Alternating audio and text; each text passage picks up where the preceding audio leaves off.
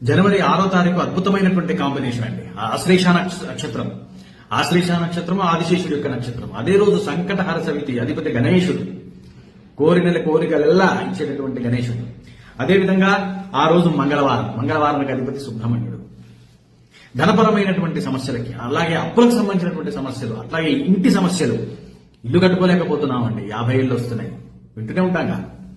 ఈ రకమైనటువంటి సమస్యలన్నిటికీ కుజదోషం ఉంది, అప్పులమయమై ఉంది, జీవితం ముందుకు సాగటం లేదు, బాగా అప్పులతో ఇబ్బంది పడుతున్నాము, ధనం కావాలి, ధనాదాయం పెరగాలి.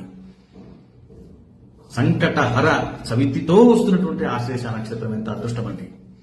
2 తలల నాగరాజు గారు అభిషేకం చేయండి. సంకటహర గణేష స్తోత్రం 11 సార్లు టెంపుల్లో కూర్చొని చదువుకోండి, లేదా ఇంట్లోనే కూర్చొని చదువుకోండి. రుణ విమోచన గణేష స్తోత్రం చదువుకోండి, అప్పులు పోతాయి.